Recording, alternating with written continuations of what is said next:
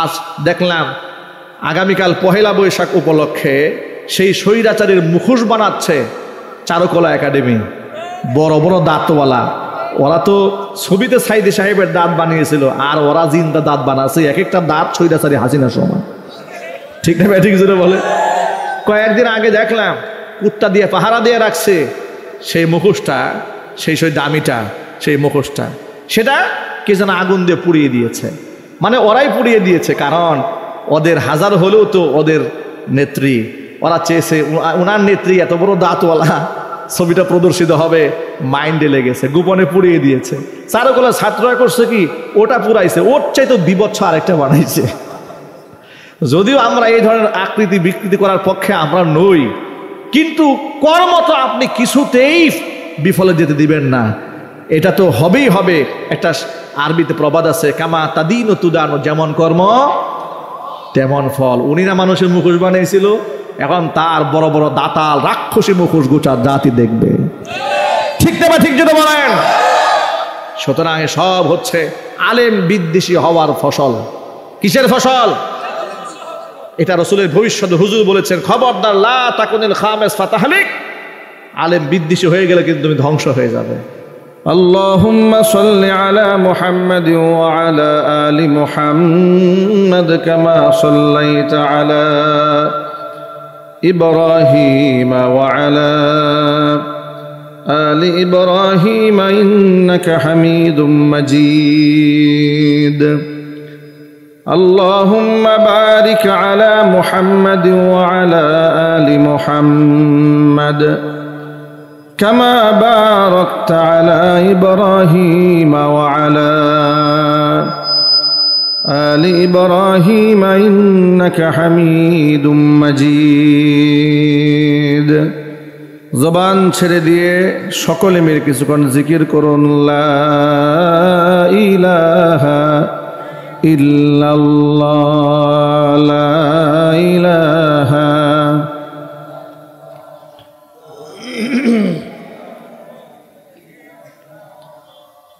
লা ইলাহা ইল্লাল্লাহ, লা ইলাহা ইল্লাল্লাহ।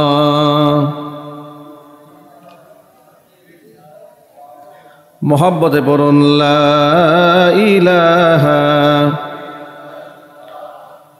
লা ইলাহা ইল্লাল্লাহ, লা ইলাহা ইল্লাল্লাহ।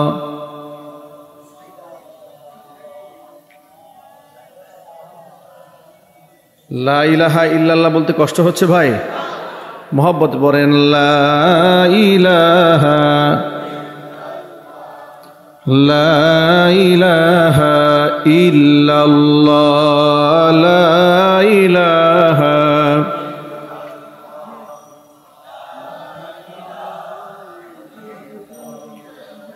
লা ইলাহা ইল্লাল্লাহ মুহাম্মাদুর রাসূলুল্লাহ সাল্লাল্লাহু আলাইহি ওয়াসাল্লাম।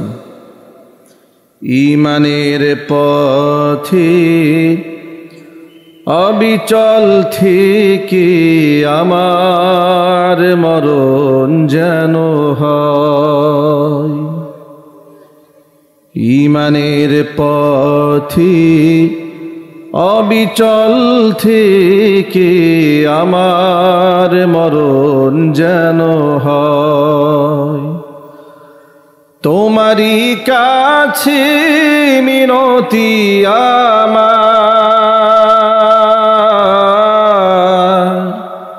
তোমারই কাছে মিনতি আমার, মহামহিম দয়াময়।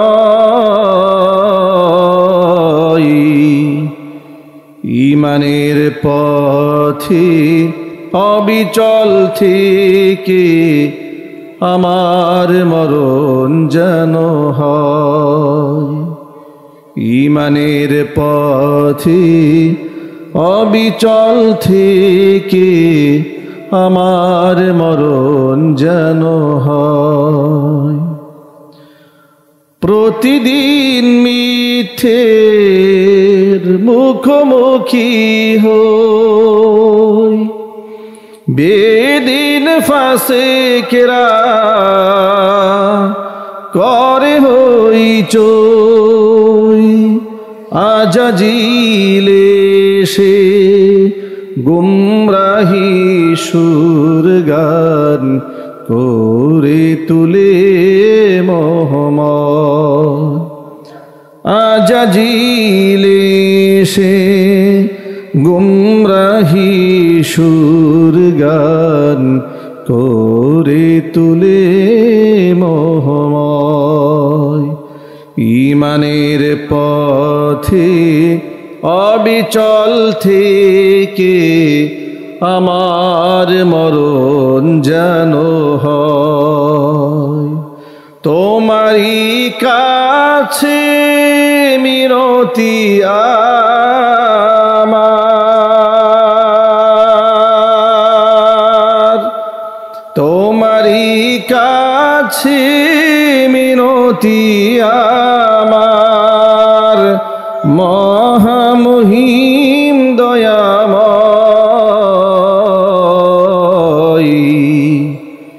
ঈমানের পথে অবিচল থেকে আমার মরণ যেন হয়। ঈমানের পথে অবিচল থেকে আমার মরণ যেন হয়। সকলেই বলুন আল্লাহুম্মা আমিন। ঐতিহ্যবাহী নীলফামারী জেলার অন্তর্গত রামকলা উত্তর পাট কামড়ি আল জামিয়াতুর রহমানিয়া বাইতুন নূর হিফস মডেল মাদ্রাসার উদ্যোগে হাফেজ ছাত্রদের পাগড়ি প্রদান উপলক্ষে আয়োজিত 25তম বার্ষিক তাফসীরুল কোরআন মাহফিলের শেষ অধিবেশনের সম্মানিত সভাপতি জনাব মোহাম্মদ আব্দুল খালেক সাহেব, সাবেক ইউনিয়ন সদস্য 10 নং কুন্দপুকুর ইউনিয়ন পরিষদ নীলফামারী সদর, আমন্ত্রিত আজকের তাফসীরুল কোরআন মাহফিলের সম্মানিত প্রধান অতিথি ডক্টর খায়রুল আনাম, প্রভাষক, কিশোরগঞ্জ ডিগ্রি কলেজ ও জেলা নায়েবে আমির নীলফামারী, মহতারাম প্রধান অতিথি, সভাপতি, বিশেষ অতিথিবৃন্দ, সকলের নেক হায়াত কামনা করছি। আল্লাহ তাআলা সকলের নেক হায়াত দারাজ করে দেন, সকলের খেদমতের ওসাআতকে আল্লাহ তাআলা বৃদ্ধি করে দেন।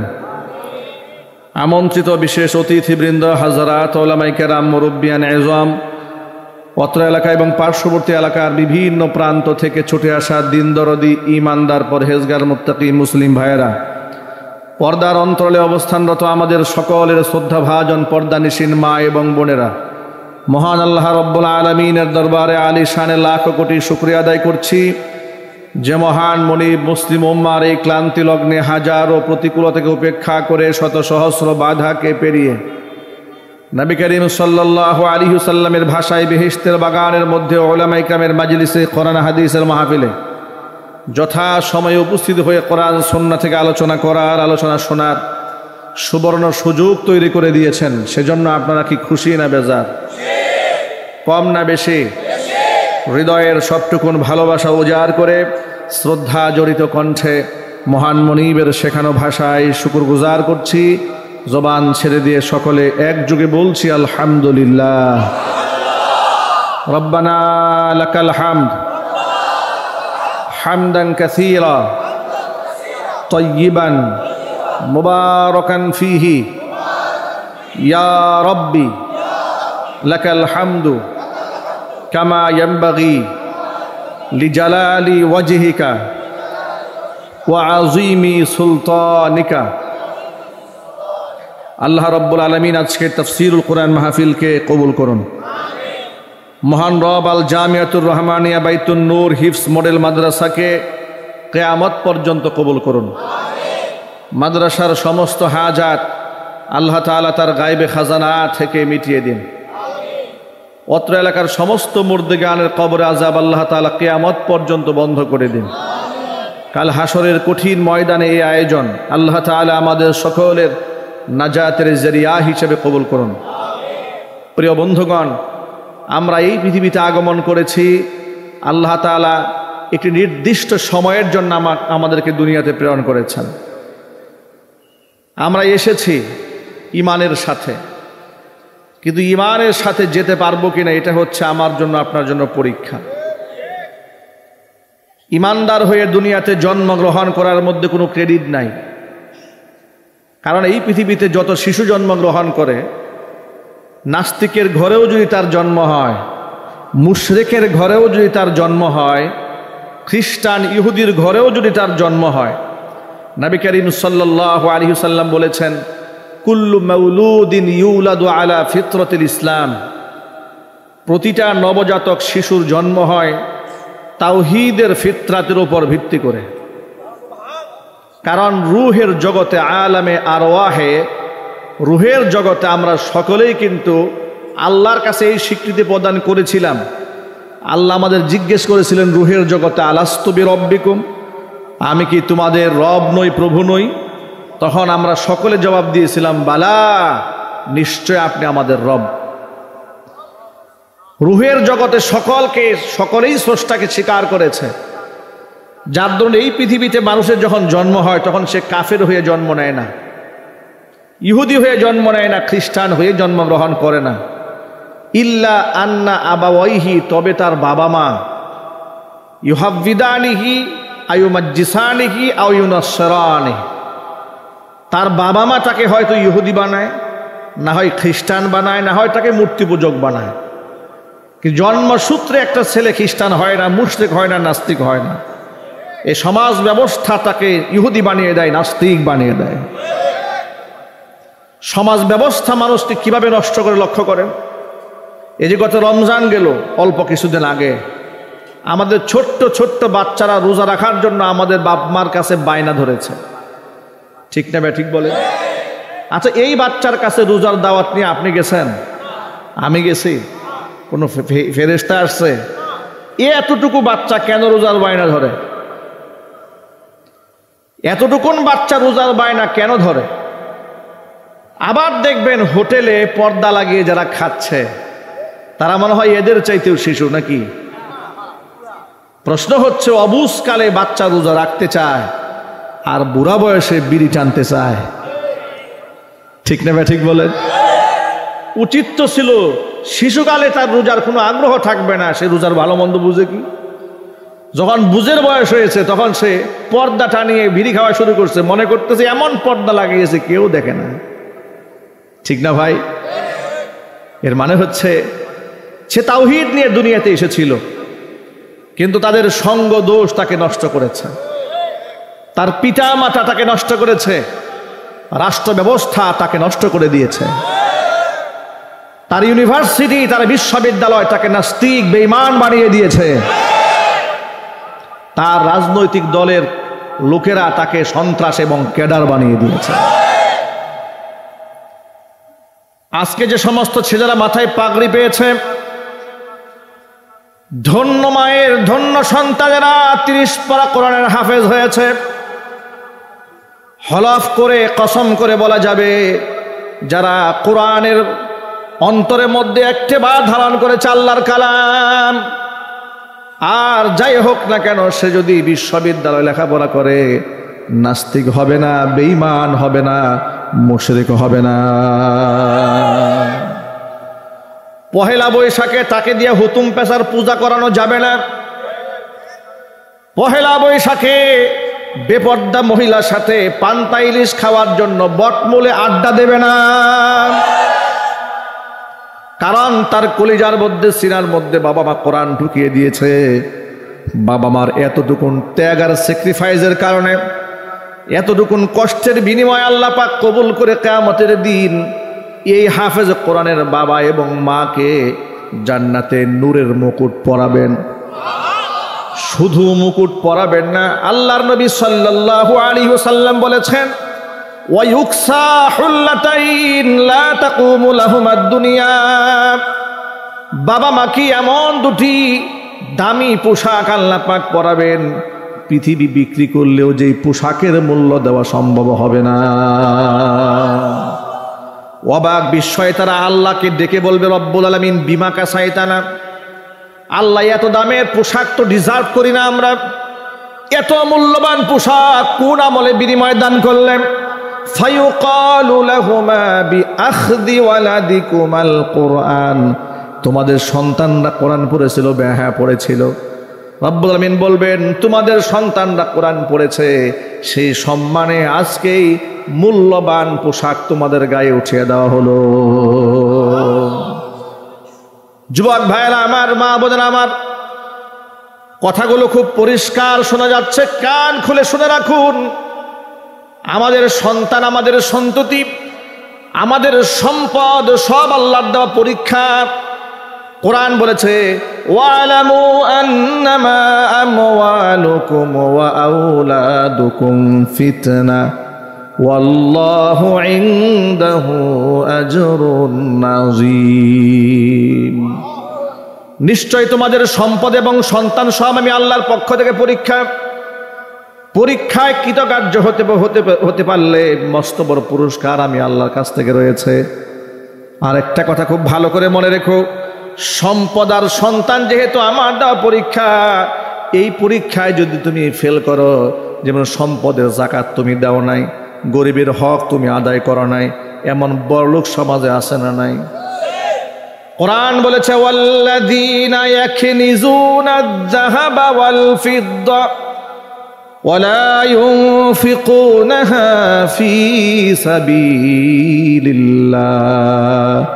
ফাবাশশিরহুম বিআযাবিন আলীম। যে সমস্ত ব্যক্তিরা সোনা রূপা শুধু জমা করে, ওয়ালা ইউনফিকুনাহা ফী সাবিলিল্লাহ, আমি আল্লাহর পরে তারা খরচ করে না, ওই সমস্ত ব্যক্তিদেরকে ফাবাশশিরহুম বিআযাবিন আলীম, অনবীজি যন্ত্রণাদায়ক শাস্তির সুসংবাদ দিন। কেমন শাস্তি, কি শাস্তি দেওয়া হবে শোনো। ইয়াউমা ইউহমা আলাইহা ফী নারি জাহান্নামা ফাতুকওয়া বিহা জিবাহুহুম ওয়া জুনুবুহুম ওয়া যুহুরুহুম হাযা মা কানাজতুম লিআনফুসিকুম ফাযুকু মা কুনতুম তাকনিজুন। সম্পদগুলাকে, বিশেষ করে সোনা রূপাগুলা কি জাহান্নামের আগুনে তাপ দেওয়া হবে, এবং জাহান্নামের আগুনে সোনা রূপা গলিয়ে সেই গলিত সোনা রূপা দিয়ে মানুষের কপালে, তার বাজুতে, তার পিঠের মধ্যে সেক দেওয়া হবে। আর বলা হবে, হাদা মা কানাজতুম লিআনফুসিকুম, এই হচ্ছে নিজেদের জন্য কুক্ষিগত করেছিলে যেই সম্পদ, এই সম্পদের স্বাদ আজ আস্বাদন করো। জোরে কোন নাউজুবিল্লাহ। আল্লাহর পথে সম্পদ সঠিক তাসাররুফ সে ব্যক্তি করে নাই। প্রিয় ভাইরা, আমার কথা কি বোঝা যাচ্ছে পেছনে? আপনারা বলেন তো, আমার জান মালের মালিককে? আলো চিল্লায় বলেন। এটা কি মন থেকে আমরা স্বীকার করি? দেখুন, কোরআনে আল্লাহ পাক সূরা তাওবাতে কথা স্পষ্ট বলে দিয়েছেন, ইন্নাল্লাহা আশতারা মিনাল মুমিনিনা আনফুসাহুম ওয়া আমওয়ালাহুম বিআন্না লাহুমুল জান্নাহ। নিশ্চয়ই ইমানদারদের কাছ থেকে আমি আল্লাহ কিনে নিয়েছি, খরিদ করে নিয়েছি। আনফুসাহুম ওয়া আমওয়ালাহুম, তার জান এবং তার মাল। বিআন্না লাহুমুল জান্নাহ, বিনিময়ে বান্দাকে আমি জান্নাত দিয়েছি। আমাদের জান্নাতে যাওয়ার দরকার আছে না নাই? যার জান্নাত প্রয়োজন, জান মাল সঁপে দিতে হবে কার হাতে?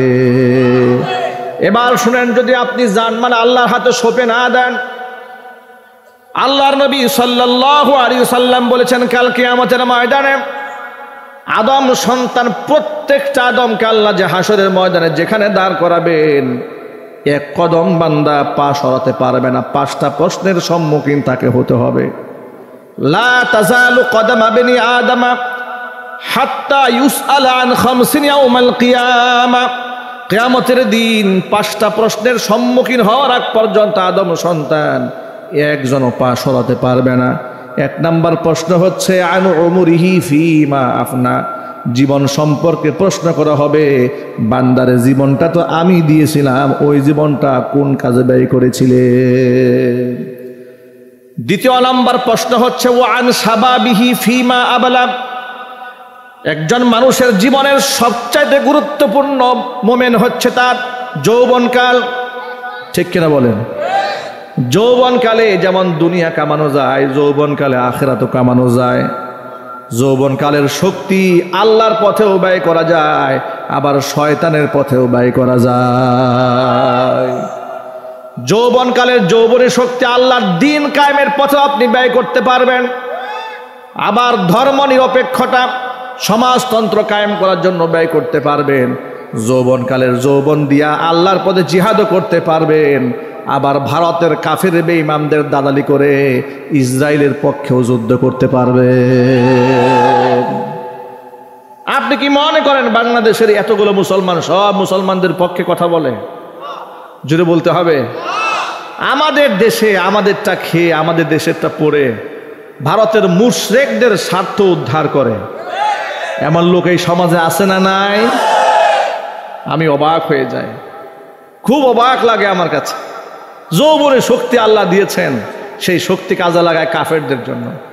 লিখনি শক্তি দিয়েছেন আল্লাহ, ইসলামের পক্ষে লেখে না, মুসলমানের ঘরে জন্ম হয়েছে, কাফেরদের পক্ষে লেখে, আলেমদের বিরুদ্ধে লেখে, রাষ্ট্রের বিরুদ্ধে লেখে, দাড়ি টুপির বিরুদ্ধে লেখে। কথা বলতে হবে, ঠিক কিনা বলেন? কিন্তু এগুলা দেখে আমরা ঘাবড়াই না, একটু দুঃখ লাগে, মনে ব্যথা লাগে যে আল্লাহ তোমাকে মুসলমানের ঘরে পাঠিয়ে একটা নিয়ামত দিয়েছিলেন, তুমি সেই নিয়ামতের না শুকরগুজার করলে। ঠিক কিনা বলেন? এই জন্য সন্তান নষ্ট হওয়ার আগে বাবা মার দায়িত্ব আছে। আপনার সন্তান কোন পথে পরিচালিত হচ্ছে এটা আগে থেকে দেখতে হবে। যৌবনকালটা যদি আমাদের ব্যয় করতে হয়, হাতটাকে যদি কুরবানি দিতে হয়, তাহলে আমরা আল্লাহর পথেই কুরবানি দেবো ইনশাআল্লাহ। বলেন না ইনশাআল্লাহ? আর আমাদের যুব সমাজ তো এখন জীবন দিতে শিখেছে, রক্ত দিতে শিখে গেছে। ইনশাআল্লাহ আগামী ভবিষ্যতে এই বাংলাদেশ হারাবার কিছু নাই। এই বাংলাদেশ আর কোনোদিন পেছাবে না। এই বাংলাদেশ এখন শুধু সামনের দিকে এগিয়ে যেতেই থাকবে। দেখেছেন না, রিজার্ভ কমে গিয়েছিল, রিজার্ভ দিন দিন কমছে না বাড়ছে? আরো জোরে বলেন। 7 মাসে $7 বিলিয়ন বাংলাদেশের রিজার্ভ বেড়েছে। আল্লাহু আকবার বলেন। একটা বরকত আছে, বরকতটা কি দেখেন? আজকে স্বাধীনভাবে আমরা আপনাদের সামনে কথা বলছি। পুলিশের গাড়ি আগে দাঁড়ানো দেখলে আমাদের কলিজা কেঁপে উঠত। মনে মনে ভাবতাম যে মাহফিল করে কি বাড়ি যাওয়া সম্ভব না, এখান থেকে দূরে নিয়ে যাবে থানায়। ঠিক কিনা জুড়ে বলেন? আজকে জাতির অন্তরে ভয় নাই, এই জাতি রক্ত দিয়ে ভয়কে জয় করে ফেলেছে। চিল্লায় বলো ঠিক কিনা বলেন। যুবক ভাইরা আমার, শক্তি সামর্থ্য যৌবন যদি দিতে হয় তো আল্লাহর পথে দিয়ে দেওয়ার প্রস্তুতি গ্রহণ করেন। জুলাই আগস্টের বিপ্লবে আমাদের সন্তানরা রক্ত দিয়েছে, আমাদের ভাইরা রক্ত দিয়েছে, আমাদের বোনেরা রক্ত দিয়েছে, সাধারণ মানুষেরা রক্ত দিয়েছে, আলেম ওলামারা রক্ত দিয়েছে, তোলাবারা রক্ত দিয়েছে, ওলামারা রক্ত দিয়েছে। বিগত 16 বছর আলেমরা এই মাটিতে ইনসাফ কায়েমের জন্য জেল খেটেছেন, জরিমানা দিয়েছেন, মামলা মোকদ্দমার সম্মুখীন হয়েছেন, দেশান্তরিত হয়েছেন, বছরের পর বছর বাড়ি ছেড়ে ঘর ছেড়ে পালিয়ে থাকতে হয়েছে। 5 আগস্ট জুলাই আগস্টের বিপ্লবে তাদের ত্যাগের বিনিময়ে এবং ছাত্র ভাইদের রক্তের বিনিময়ে 16 বছর সাধনার বিনিময়ে আল্লাহ পাক একটি নতুন বাংলাদেশ আমাদেরকে দিয়েছেন। আজকে আমরা স্বাধীনভাবে কোরআন খুলে তাফসীর করতে পারি। স্টেজে ওঠার আগে এখন আর কেউ বলে না হুজুর দিনকাল ভালো না, একটু বুঝে ওয়াজ করেন। আগে আমাদেরকে বলতো, স্টেজে ওঠার আগে দিয়ে কানে কানে বলতো, হুজুর বহুত কষ্টে মাহফিলের পারমিশন চানছে হুজুর, এমন কিছু বললেন না যে আমার গোষ্ঠী সহ বাহিন্দা থানায় নিয়ে যায়। লোকেরা খুব দুঃখ করে বলতো। চিটাগংয়ের এক মাহফিলে দক্ষিণ হালি শহরে স্টেজে উঠে দেখি আমার সামনে ল্যামিনেটিং করে 14টা শর্ত বাধায় করে লিখে রাখছে। এগুলা থানা থেকে দিয়েছে। এই 14টা শর্ত প্রধান বক্তাকে খেয়াল করে ওয়াজ করতে হবে। এর মানে হচ্ছে আপনার হাত পা বেঁধে সমুদ্রে ছেড়ে দিয়েছে, আপনি সাঁতরান দেখেন কেমন সাঁতরাতে পারেন। এর মধ্যে 1 নাম্বার শর্ত দিয়েছে, আকার ইঙ্গিতে প্রত্যক্ষ কিংবা পরোক্ষভাবে সরকারের সমালোচনা করা যাবে না। কেন ভাই? সরকার কি ফেরেশতা হয়ে গেছে না আল্লাহ খুদা হয়ে গেছে? তার সমালোচনা করা যাবে না। এই সব হচ্ছে ফ্যাসিস্টদের সবচেয়ে চূড়ান্ত নিদর্শন। ওরা ফ্যাসিস্ট, ওরা জালেম, ওরা মানুষের কথা বলার অধিকারকে ছিনিয়ে নিয়েছিল, ওরা মানুষের মনুষ্যত্ব কেড়ে নিয়েছিল, ওরা আলেমদের মাথা উঁচু করে বেঁচে থাকার অধিকারকে কেড়ে নিয়েছিল, ওরা আলেমদের সুখ শান্তি কেড়ে নিয়েছিল, ওরা গোটা দেশের সুখ শান্তি কেড়ে নিয়ে বিদেশে স্বর্গরাজ্য গড়ার স্বপ্ন দেখেছিল। কিন্তু তাদের সম্পদ তাদের লালতের কারণ হয়ে দাঁড়িয়েছে, তাদের ক্ষমতাদেরকে লালতের কারণ হয়ে দাঁড়িয়েছে। যে ভারতের দাসত্ব করেছে, গোলামি করেছে, তাদের আশ্রয় কেন্দ্র ছাড়া গোটা পৃথিবী তাদেরকে না বলে দিয়েছে।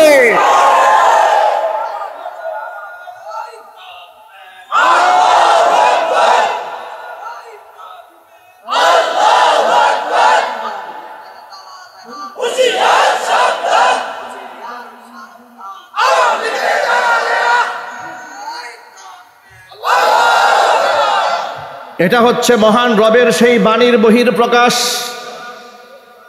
আল্লাহর কোরআনের আয়াতকে আপনারা বিশ্বাস করেন? বিশ্বাস করেন না? আল্লাহর কোরআনে কোনো ভুল কথা আছে? চিল্লাই বলেন। আজকে দুপুরে পালাতক স্বৈরাচারী খুনি হাসিনার একটা কল রেকর্ড শুনলাম। আজকে উনি আফসোস করে বলতেছেন, ডক্টর ইউনূস কি পরিমাণ জুলুম করতেছে, এই জুলুম আল্লাহ সইবে না। কত বড় আল্লাহর ওলি! আমি তার এই অলিগিরি দেখে সে বলতেছে এগুলো আল্লাহ সইবে না, এত জুলুম, এত নির্যাতন, এত মানুষের চোখের পানি বৃথা যাবে। কত বড় আল্লাহর ওলি! একেবারে তার কথা শুনলে মনে হয় একটা জিন্দা শাহজালাল, ঠিক না ভাই? কিন্তু তার এই অভিনয়ের কথাগুলো শুনে আর তার এই মেকি কান্না দেখে ইবলিস শয়তানও হাসে, ঠিক কিনা জুড়ে বলতে হবে ভাই? এত জুলুম। 2021 সালে আমাকে ঈদের নামাজটা পর্যন্ত মাঠে পড়তে দেয় নাই। আপনাদের কাছে যদি এগুলো বলা শুরু করি সারা রাত বলা যাবে। ঈদের নামাজটা পড়বো 2021 সালে, ঈদ উল ফিতর। আমাকে বলা হলো আপনি যেখানে আছেন ভালো থাকেন, এলাকায় ঢুকবেন না।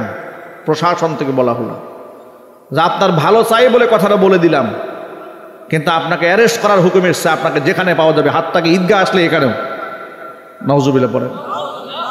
ঈদগাতে ঈদের নামাজ পড়তে দেয় না। জুমার নামাজ যেখানে পড়ায় সেখানে পুলিশ গিয়ে বলেছে উনি যেন মসজিদে ঢুকতে না পারে।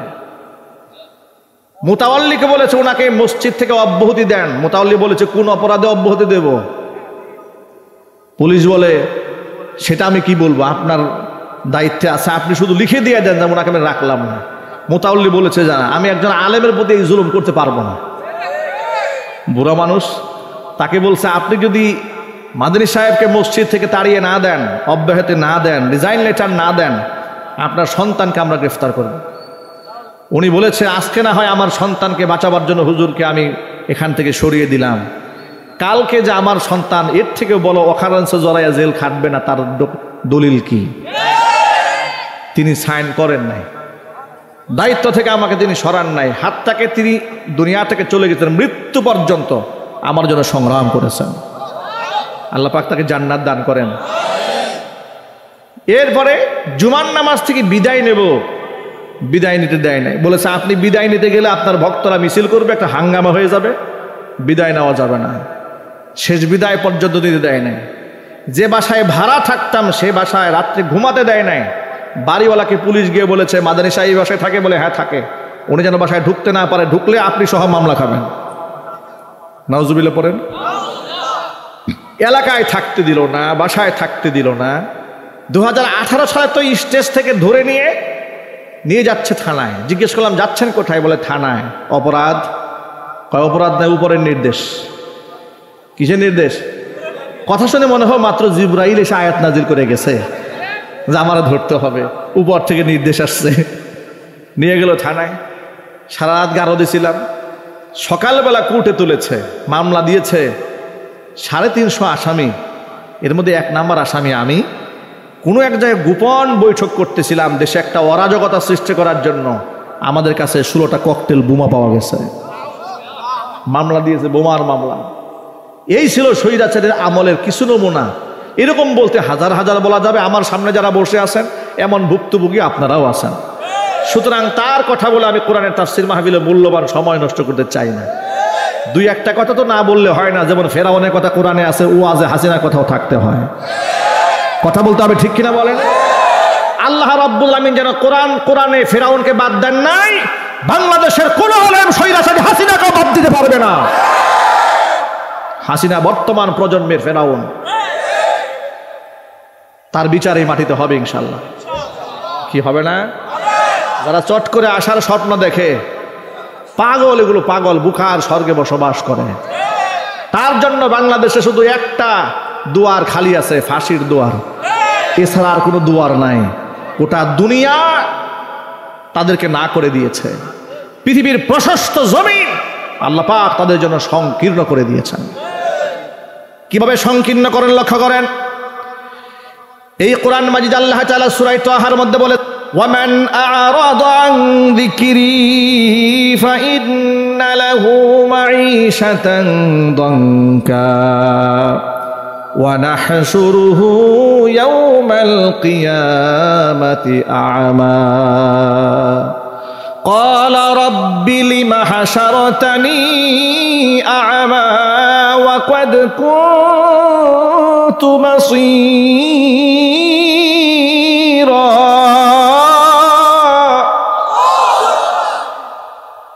قال كذلك أتتك آياتنا فنسيتها وكذلك اليوم تنسى আল্লাহ পাক বলেন, ওয়ামান আ'রাদা আন যিকরি আই কুরআনি, আমার কোরআন থেকে যারা মুখ ফিরায় নেবে, এই পৃথিবীতে যত সম্পদের মালিক হোক না কেন, যত ক্ষমতাধর ব্যক্তি হোক না কেন, ফাইন্না লাহু মাঈশাতান দানকা, তাদের জীবনটা আমি আল্লাহ তাআলা সংকীর্ণ বানায় দেব। পৃথিবীতে সুখ থাকবে না, টাকার মালিক থাকবে কিন্তু অন্তরে সুখ নাই, ক্ষমতার মালিক থাকলেও কলিজার মধ্যে শান্তি নাই। প্রশস্ত পৃথিবী, দুইকাতিল আরদু বিমা রহবাত, প্রশস্ত পৃথিবী আল্লাহ পাক তাদের জন্য সংকীর্ণ বানায় দিয়েছেন। জোরে বলেন ঠিক কিনা? তার বড় প্রমাণ, দুবাই যেতে চায়, দুবাই ওদেরকে না করে দিয়েছে। ব্রিটেন যেতে চায়, ব্রিটেন তাদের না করে দিয়েছে। অস্ট্রেলিয়া যেতে চায়, অস্ট্রিয়া যেতে চায়, তাদেরকে না বলে দিয়েছে। আমেরিকা যেতে চায়, তাদেরকে না করে দিয়েছে। তারা এতিমের মতো রিফিউজি হইয়া গোটা ভারতবর্ষের কোথায় যে ফেরি করে বেড়াচ্ছে। এতিম আর ভিক্ষুকের মতো কোন গুহার মধ্যে যা আছে, এক গুহায় বেশি দিন থাকে না, গুহা কদিন পরে পরে চেঞ্জ করে। ঠিক না ঠিক জোরে বলেন, ঠিক না ঠিক বলেন? পৃথিবী এদের জন্য আল্লাহ সংকীর্ণ বানিয়ে দিয়েছে। দুইকাতিল আরদু বিমা রহবাত, এত বড় দুনিয়া আল্লাহ ওদের জন্য সংকীর্ণ করে দিয়েছে। অহংকার আল্লাহ ভালোবাসে না, অহংকার আল্লাহ ভালোবাসেন না। এই অসভ্য মহিলাটি দম্ভ ভরে বলেছে, এটা আমার দেশ, আমার বাবার দেশ। বাবার দেশ ছেড়ে পালালে কেন? তোমার দেশ ছেড়ে পালালে কেন? এমন কুকর্ম তুমি করেছো, তোমার জন্মভূমি তোমাকে নিতে চাই না। ঠিক কিনা জোরে বলতে হবে, সাবধান হয়ে যেতে হবে। আল্লাহ পাক এরপরে বলেন, শুধুমাত্র জীবনটা সংকীর্ণ বানায় দেব তা নয়, কিয়ামতের মাঠে যখন এদেরকে আমি উঠাবো, ওয়া নাহশুরুহু ইয়াউমাল কিয়ামাতি আ'মা, অন্ধ বানায় উঠাবো, এরা চোখে দেখবে না। এরা আফসোস করে বলবে কিয়ামতের দিন, ক্বালা রাব্বি লিমা হাশারাতানি আ'মা, আল্লাহ তাআলা অন্ধ করে কেন উঠালে? ওয়া ক্বাদ কুনতু বাসীরা, দুনিয়ার মধ্যে তো চক্ষুষ্মান ছিলাম। আল্লাহ পাক তখন জবাব দিয়ে বলবেন, ক্বালা কাযালিকা আতাতকা আয়াতুনা ফানাসিতাহা, তোর কাছে দুনিয়াতে আমার আয়াতগুলো কিন্তু এইভাবে আসছিল, আলেমরা বলছিল। ফানাসিতাহা, সেদিন আমার কোরআনকে তুই ভুলে গিয়েছিলি, আমার আয়াত থেকে মুখ ফিরিয়ে নিয়েছিলি। ওয়া কাযালিকাল ইয়াউমা তুনসা, আমি আল্লাহকে, আমার কোরআনের আয়াতকে যেভাবে তুই ভুলে গিয়েছিলি, আজকে তোকে সেইভাবে আমি আল্লাহ ভুলে গেলাম। এমন কপাল পূর্বে যে কপাল, এমন আগুন লাগবে, ওই আগুন কেউ নিভাতে পারবে না। আমরা কোরআন থেকে কোনোদিন আমরা মুখ ফেরাবো না, বলেন ইনশাআল্লাহ। এই কোরআন আমাদের গর্বের ধন, আমাদের অহংকার, আমাদের অলংকার, এটা আমাদের প্রাপ্তির জায়গা, এটা আমাদের গৌরবের জায়গা। অথচ এই কোরআনকে তারা জঙ্গিবাদের বই বলেছে, মৌলবাদের কিতাব বলেছে, মাদ্রাসাগুলাকে জঙ্গি তৈরির কারখানা বলেছে। কথা ঠিক নেবে ঠিক বলেন? সংসদ ভবনে দাঁড়িয়ে চিবিয়ে চিবিয়ে বলেছে ব্যাঙের ছাতার মতো কওমি মাদ্রাসাগুলো তৈরি হয়েছে। এ কথা বলে অপমান করেছে মাদ্রাসার ছাত্রদেরকে। মাদ্রাসার মেয়েরা বুরকা পরে চলে, স্বৈরাচারী হাসিনা খুনি নিজে বোরকার সমালোচনা করে বলেছে হাত মোজা পা মোজা পরে জীবন্ত ট্রেন্ড হয়ে ঘুরে বেড়ানো, মানে তাবু হয়ে ঘুরে বেড়াবার নাকি কোনো মানেই নেই। অসভ্য মহিলাটি পর্দারও বিরোধিতা করেছে। কথা ঠিক নেবে ঠিক বলেন? আর আলেম ওলামাদেরকে শত্রু বানিয়েছিল। মনে রাখবেন একটা মূলনীতি, সকলে মনে রাখবেন, এটা আমাকেও মনে রাখতে হবে, কখনো আলেম বিদ্বেষী হওয়া যাবে না। আল্লাহর নবী সাল্লাল্লাহু আলাইহি সাল্লাম বলেছেন কুন আলিমান, হুজুর বলেন সম্ভব হলে নিজে আলেম হয়ে যাও, যেহেতু আলেমের বিরাট মর্তবা। যদি আলেম হতে না পারো মুতাআল্লিমান, আলেমের ছাত্র হও। তাও যদি হতে না পারো মুস্তামিআন, আলেমের শ্রোতা হও। 4 নাম্বার মুহিব্বান, অথবা আলেমকে মুহাব্বত করো। ওয়ালা তাকুনিল খামিস ফাতাহালিক, 5 নাম্বার হয়েও না, তুমি ধ্বংস হয়ে যাবে। মানে হচ্ছে খবরদার তুমি আলেম বিদ্বেষী হয়ে যেও না, তাহলে ধ্বংস হয়ে যাবে। গোটা পৃথিবীর ইতিহাসটা পড়ে দেখেন, আল্লাহর কসম করে বলি, যুগ যুগ ধরে আলেম ওলামার সাথে দুশ্মনী করেছে যারা, জুতার বাড়ি খেয়েছে তারা। বাংলাদেশের উপমহাদেশের সর্বশ্রেষ্ঠতম একজন তাফসির কারক, কোরআনের পাখি হিসেবে মানুষের কাছে যিনি পরিচিতি লাভ করেছিলেন, শহীদ আল্লামা দেলওয়ার হোসেন সাঈদ রাহিমাহুল্লাহ, এত বড় একজন বরেণ্য আলেমের সাথে কি নেককারজনক কাজগুলো না তারা করেছে। শাহবাগ চত্বরের নাস্তিকদেরকে লেলিয়ে দিয়েছিল এমন সম্মানিত ব্যক্তির ব্যঙ্গ কার্টুন বানিয়ে রাস্তায় মিছিল করার জন্য। আল্লাহ দেখেন নাই? যদি বলতে হবে দেখেন নাই, আল্লাহ সুবহানাহু ওয়া তাআলা দেখেছেন। এদের কর্মটা দেখেন। শহীদ আল্লামা সাঈদ রাহিমাহুল্লাহর একটা ছবি আমি দেখেছিলাম সেই 2013 সালে আপনার শাহবাগ চত্বরে দেখেছি, যে বড় বড় ফেস্টুন দিয়ে রাজাকারের ফাঁসি চাই বলে মিছিল করতেছে। সেখানে সাঈদী সাহেবের মুখে বড় বড় দাঁত লাগিয়ে দিয়েছে, মাথার টুপিটাকে ব্যঙ্গ করে পরিয়ে দিয়েছে, দাড়িগুলাকে বিদ্ঘট করে দিয়েছে, বিভৎস চেহারা বানিয়ে তাকে একটা খুনি এই ধরনের একটা চিত্র দিয়ে তারা শাহবাগে মিছিল করেছিল। আল্লাহর কি ফয়সালা! সেই শহীদ আল্লামা সাঈদ রাহিমাহুল্লাহ দুনিয়া থেকে চলে যাওয়ার পরে কত মর্যাদার সাথে সম্মানের সাথে এই জাতি তার কবরে মাদফন করেছে। কথা বলেন ঠিক কিনা বলেন? এদেশের মানুষ তাকে হারিয়ে শোকে এত স্তব্ধ হয়ে গিয়েছিল, সাঈদী সাহেবের ইন্তেকালের পরের দিন মনে হয়েছিল গোটা দেশ যেন কি হারিয়ে ফেলেছে। মানুষের জন্য এরকম পাগল থাকে, আল্লাহর কাসম আমার এই ছোট্ট জীবনে আমি দেখি নাই কোন একটা ব্যক্তি মারা গেছে তার জানাজা পড়ার জন্য মানুষ এরকম পাগল। অ্যাম্বুলেন্সের সামনে, চলন্ত অ্যাম্বুলেন্সের সামনে শত শত যুবক শুয়ে পড়েছে, তার জানাজা পড়তে হবে ঢাকাতে, তারা বলছে না ঢাকায় আমরা পড়াতে দেব না, তারে কবর দেওয়া হবে খুলনাতে। খুলনাতে স্বৈরাচারী নাতিপুতিরা দাঁড়ায়া মিছিল করেছে, ঝাড়ু মিছিল, জুতা মিছিল, রাজাকারের লাশ আমাদের মাটিতে আমরা পুঁততে দেব না। নাউজুবিল্লাহ বলে অপমান করেছে, লাঞ্ছিত করেছে। এরপরে পিরোজপুরে সাঈদী ফাউন্ডেশনের পাশে তারে মাদফন করা হয়েছে। মানুষ ঘন্টার পরে ঘন্টা, বৃষ্টি ছিল সেদিন, হাঁটু পর্যন্ত পানির মধ্যে দাঁড়িয়েছিল 2 ঘন্টা 3 ঘন্টা 4 ঘন্টা একজন আলেমের জানাজা পড়ার জন্য। তোমরা ইসলামের দুশ্মনরা আলেমদেরকে নিয়ে বাজে কথা বলতে পারো, কিন্তু এই দেশের মানুষ আলেমদের জন্য জীবন দিতে জানে। ঠিক কিনা জোরে বলো? তোমার বাবাকে যখন 14 গোষ্ঠী সহ ব্রাশ ফায়ার করা হয়েছিল 32 নম্বরে, তোমার দলের নেতাকর্মী কয়জনে জীবন দিয়েছিল? তুমি যখন এই বছর চোরের মতো, গত বছর জুলাই আগস্টের বিপ্লবে চোরের মতো পালিয়ে গেলে গোষ্ঠী সহ, কয়জন তোমার জন্য জীবন দিয়েছে? কিন্তু মরহুম শহীদ আল্লামা দেলওয়ার হোসেন সাঈদ রাহিমাহুল্লাহর ফাঁসির রায় ঘোষণা করেছিলেন, 200-র উপরে মানুষ জীবন দিয়ে দিয়েছিল। এরকম জনপ্রিয় মানুষের বিরুদ্ধে তোমরা করেছিলে। তোমরা যে আল্লামার ছবি নিয়ে ব্যঙ্গ করেছিলে, আজ দেখলাম আগামীকাল পহেলা বৈশাখ উপলক্ষে সেই স্বৈরাচারীর মুখোশ বানাচ্ছে চারুকলা একাডেমি, বড় বড় দাঁতওয়ালা। ওরা তো ছবিতে সাইদি সাহেবের দাঁত বানিয়েছিল, আর ওরা জিন্দা দাঁত বানাচ্ছে, এক একটা দাঁত স্বৈরাচারী হাসিনা সমান।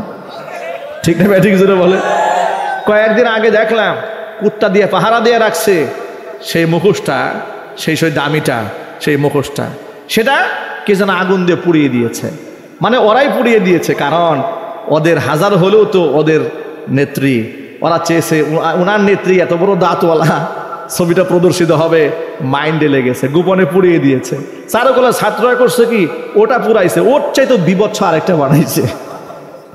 যদিও আমরা এই ধরনের আকৃতি বিকৃতি করার পক্ষে আমরা নই, কিন্তু কর্ম তো আপনি কিছুতেই বিফলে যেতে দিবেন না, এটা তো হবেই হবে। একটা আরবিতে প্রবাদ আছে, কামা তাদিন ও তুদানো, যেমন কর্ম তেমন ফল। উনি না মানুষের মুখোশ বানিয়েছিল, এখন তার বড় বড় দাতাল রাক্ষসী মুখোশ গোটা জাতি দেখবে।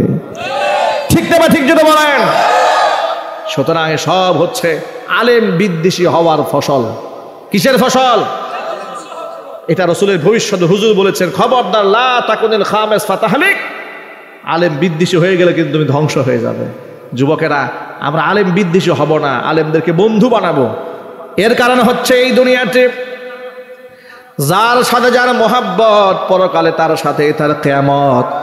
দুনিয়াতে আপনি যাকে ভালোবাসবেন, পরকালে আল্লাহ পাক আপনাকে তার সাথেই রাখবেন। আলেম ওলামাদের সাথে হাসর হোক, এটা আমরা চাই না ভাই ইনশাআল্লাহ। শহীদদের সাথে হাসর হোক আমরা চাই না, নবীদের সাথে হাসর হোক কারা কারা চান, দোহা দেখতে চাই। আল্লাহ তুমি আমাদের সকলকে কবুল করে নাও, জোরে কোন আমিন। হাত নামান। ভাইরা আমার, তাহলে আল্লাহ রাব্বুল আমিন কোরআনে বলে দিয়েছেন, কোরআন থেকে মুখ যারা ফিরাই নেবে জিন্দেগি সংকীর্ণ হয়ে যাবে, পরকালে অন্ধ বানায় আল্লাহ পাক উঠাবেন। কোরআন বিমুখ হওয়া যাবে না, আল্লাহ যেন কোরআন মুখী বানাই দেন, জোরে কোন আমিন। যুবক ভাইরা আমার, যে হাদিসটা পাঠ করতেছিলাম, 5টা প্রশ্নের সম্মুখীন হওয়ার আগ পর্যন্ত এক কদম পা জমিন থেকে সরানো যাবে না। এর মধ্যে প্রথম প্রশ্ন, আনো মুরিহি ফিমা আফনা, জীবনটা কোন কাজে ব্যয় করেছিল, জবাব দাও। 2 নম্বর প্রশ্ন হচ্ছে, ও আন শাবাবিহি ফিমা আবলা, জীবনের মধ্যে সবচাইতে গুরুত্বপূর্ণ মোমেন্ট হচ্ছে যৌবনকাল, যৌবনকাল কোন কাজে ব্যয় করেছিল, জবাব দাও।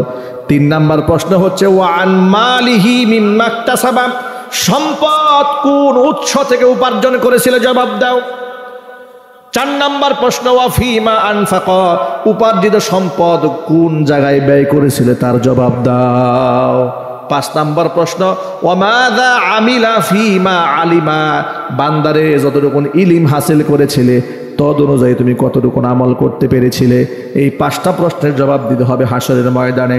সুতরাং জীবনের মধ্যে গুরুত্বপূর্ণ একটা সময় হচ্ছে যৌবনকাল। আল্লাহ পাক যেন যৌবনকাল আল্লাহর বন্দিগিতে কাটাবার তৌফিক দান করেন, জোরে কোন আমিন।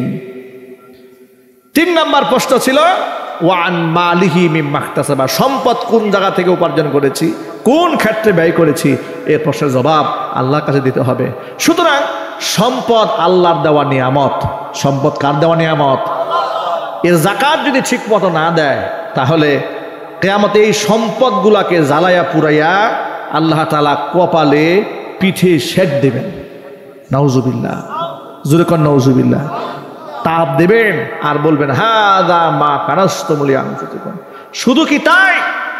শুধু তাই নয়, সম্পদটাকে বিষাক্ত সাপ বানিয়ে দেহের মধ্যে পেঁচায় দেওয়া হবে। দেহের মধ্যে পেঁচিয়ে দেওয়ার পরে বিষাক্ত সাপ ব্যক্তিকে দংশন করতে থাকবে, আর সাপ নিজে নিজে বলবে, আনা কানজুকা ওয়া মালুক, আমি হচ্ছি তোর সেই মাল, আমি হচ্ছি এই সতর রেখে যাওয়া সম্পদ। সুতরাং সম্পদ আল্লাহর দেওয়া নিয়ামত এবং পরীক্ষা, সন্তানও আল্লাহর দেওয়া নিয়ামত এবং পরীক্ষা, এই দুটোরই সদ্ব্যবহার করতে হবে। দেখুন, শয়তান আল্লাহর পথে টাকা ব্যয় করতে মানুষকে অনুৎসাহিত করে। কোরআন বলেছে, আশ-শাইতানু ইয়াইদুকুমুল ফাকরা, শয়তান তোমাদেরকে দারিদ্রতার ভয় দেখায়, যে না মসজিদে দিও না, মাদ্রাসায় দান করো না, এতিমখানায় দিও না, অসহায় দুস্থ মানুষের পাশে দাঁড়িও না, সম্পদ কমে যাবে।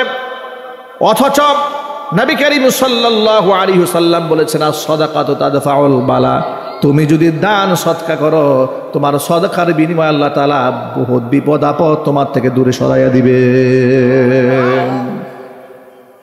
এই যে মাদ্রাসায় যারা দান করেছেন, তাদের দানের বিনিময়ে আল্লাহ তাআলা তাদের বিপদগুলো দূরে সরাই দেবেন। আল্লাহ যেন সকলে দান কবুল করে, জোরে কোন আমিন। দান করব কার সন্তুষ্টি কল্পে? চিল্লায় বলেন, কার সন্তুষ্টি কল্পে? আল্লাহর সন্তুষ্টি কল্পে দান করব। মানুষকে দেখাবার জন্য দান করব না। যেই ব্যক্তি মানুষের কাছ থেকে মারহাবা পাওয়ার জন্য দান করে, এরকম কিছু লোক আছে না? মাইকে ঘোষণা না দিলে নাম ভালো করে, এরপরে কমিটির ধরছে, হুজুর কি ব্যাপার, আমার টাকার দাম নাই? হ্যাঁ,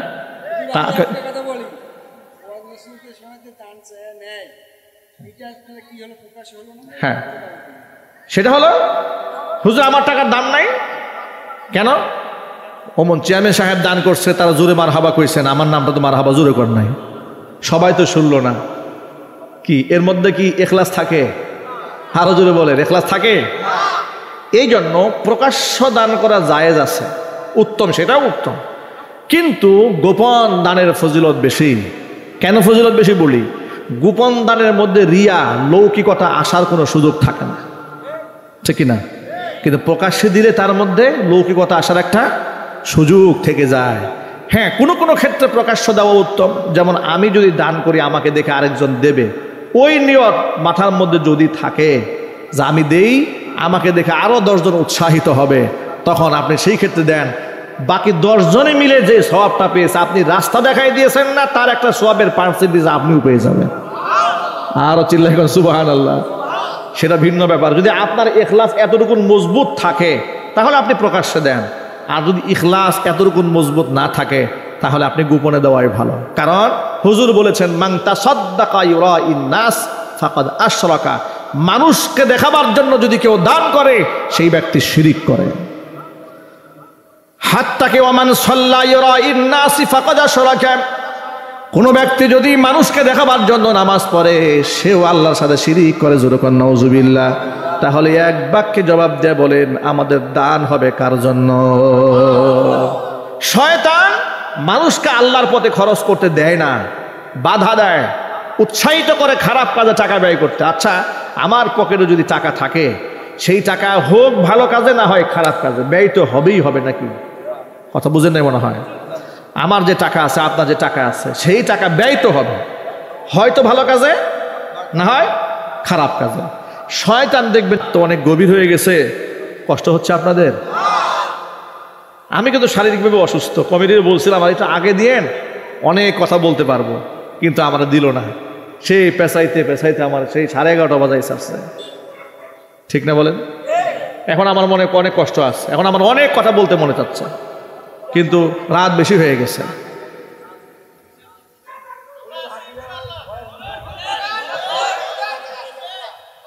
অনেক রাত হয়ে গেছে, কি চলবে কথা? যদি উঠা বসা করেন আপনারা, হ্যাঁ, একজন উঠবেন, আমার বয়ান ওখানে শেষ, ব্যাস, কন্ডিশন এটাই। মাইনাস করার জন্য কি মাইনাস? ও 1 নাম্বার 2 নাম্বার, আচ্ছা যাক, বা গুরুত্বপূর্ণ কথা বলেছে। যাই হোক, শয়তান মানুষকে কিভাবে ধোঁকা দেয় দেখেন। ঈসা আলাইহিস সালাতু ওয়াস সালাম একদিন দেখতে পেলেন শয়তান 3টা বস্তা কান্দে নিয়েছে। কে? নবীরা তো শয়তান দেখতে পেয়েছে, সুবহানাল্লাহ বলবেন না? নবীদেরকে আল্লাহ পাক এই মর্যাদা দিয়েছিলেন, নবীদের সাথে শয়তানের দেখা হয়েছে। তো শয়তান 3টা গাঠুরি নিয়ে, বস্তা নিয়ে কোথায় যেন একটা রওনা হয়েছে। আল্লাহর নবী ঈসা আলাইহিস সালাতু ওয়াস সালাম শয়তানকে ডেকে বলে, শয়তান 3টা বস্তা নিয়ে কোথায় যাও, আর বস্তার মধ্যে কি আছে? ইবলিস শয়তান বলে, বস্তার মধ্যে 3টা মূল্যবান জিনিস আছে, এটা গোটা দুনিয়া ঘুরে ঘুরে বিশ্ব বাজারে এই পণ্যগুলা আমি মানুষের কাছে বিক্রি করব। জিজ্ঞেস করলেন কৌতূহল বশত, প্রথম বস্তায় কি আছে? বলে, প্রথম বস্তার মধ্যে আছে কৃপণতা। এটা আমি গোটা দুনিয়াতে ঘুরে ঘুরে যত ধনী মানুষ আছে, ধনীদের কাছে কৃপণতার বস্তা বিক্রি করব।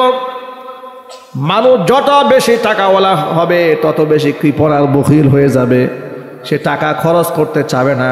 আমি ধনী মানুষদের কাছে কৃপণতার বস্তা বিক্রি করব। জোরে বলে নাউজুবিল্লাহ। বলে দ্বিতীয় অবস্থার মধ্যে কি আছে? বলে দ্বিতীয় অবস্থার মধ্যে আছে হিংসা। কোথায় বিক্রি করবা এগুলো? গোটা দুনিয়া ঘুরে ঘুরে আলেমদের কাছে বিক্রি করব। এক আলেম আরেক আলেমরা দেখতে পারবে না। এক মসজিদের ইমাম আরেক মসজিদের ইমামকে কাফের মনে করবে, আছে না নাই? এক মাদ্রাসার মুহতামিম আরেক মাদ্রাসার মুহতামিমরা দেখতে পারে না। কয় এর কোনো এলেম আছে? ও কোথায় লেখাপড়া করছে? অত এলেম কালাম কিছু নাই, আর আমি বিদেশ থেকে পড়াশোনা করে আসছি। কি এই অহংকার আছে না নাই? ইমাম আর মুয়াজ্জিন মিল নাই। কত বিচার যে জীবনে শুনলাম, জীবনে লোকেরা আমাকে ফোন দেয়, মুয়াজ্জিন দেয়, হুজুর খুব বিপদ আছে আমার ইমাম সাহেবকে নিয়ে। কেন? আপনি হলেন মুয়াজ্জিন, উনি তো ইমাম, উনি তো পদে বড়, উনি আপনার হিংসা করবে কেন? আর বলবেন না হুজুর আমার আজানটা একটু সুন্দর, তেলাওয়াত একটু সুন্দর। ইমাম সাহেবের অ্যাবসেন্সে একটু নামাজ, মুয়াজ্জিন সাহেব বলতেছে ইমাম সাহেবের অ্যাবসেন্সে আমি নামাজ পড়েছি মাগরিবের। তো মুক্তাদিরা বলা শুরু করছে, কি সুন্দর কণ্ঠ হুজুরের, ইমাম সাহেবের চাইতে তেলাওয়াত তো ভালো হুজুরের তেলাওয়াত। এটা ইমাম সাহেবের কানে গেছে। ইমাম সাহেবের কানে যাওয়ার পর থেকে ইমাম সাহেব আমার প্রতি এত রাগা রাখছে, বলা শুরু করছে খবরদার আপনি নামাজ পড়াবেন না।